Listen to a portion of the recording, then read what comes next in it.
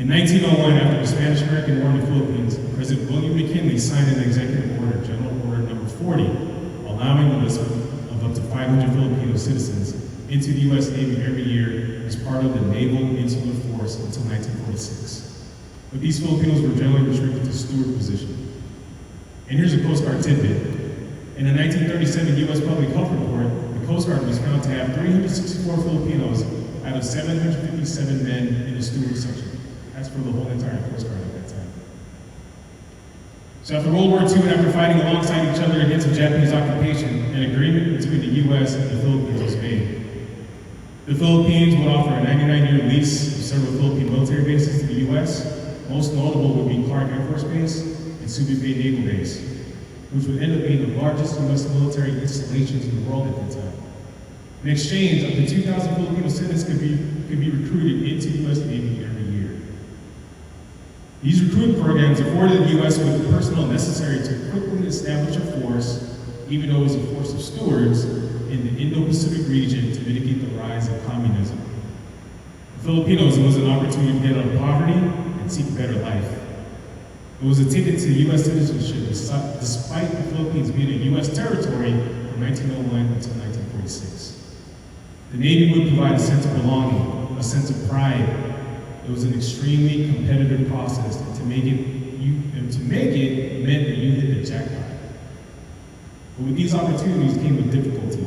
As you can imagine, danger, racism, discrimination, and ridicule. The Navy back then wasn't quite the equal opportunity employer, but they recognized that. So in 1971, the recruiting program was amended and opened to other ratings that the recruit was qualified for. In 1976, my dad was one of the 556 Filipinos that got into the Navy that year. He was a machine repairman.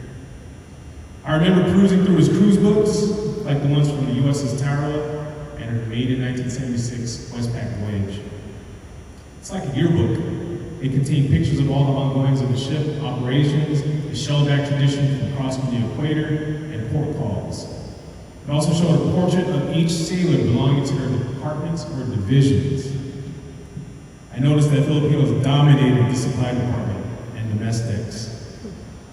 There would be some peppered in engineering, medical, and dental, aviation, maybe one or two in the Marine detachment because the ship was an amphibious aircraft carrier. There were Filipino chiefs in the aforementioned department, but no officers.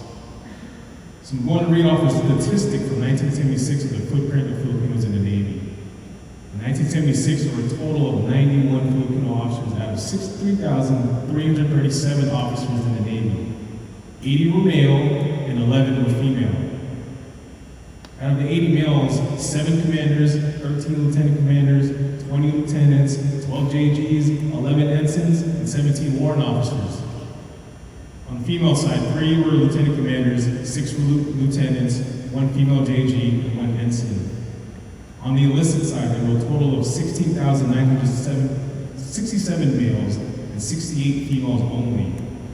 There were 35 master chiefs, 148 senior chiefs, and 988 chiefs, all males. So what happens when you put a bunch of Filipinos in supply in domestics?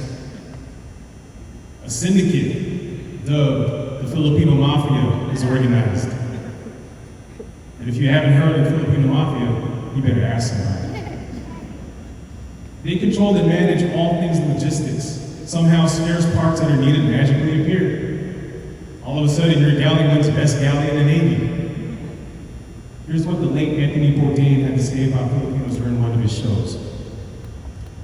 Filipinos are the most giving of all people on the planet, and that's exactly what the mess specialists did. They had a secret menu on board. They believed that food had the power to bring together diverse populations and unite communities.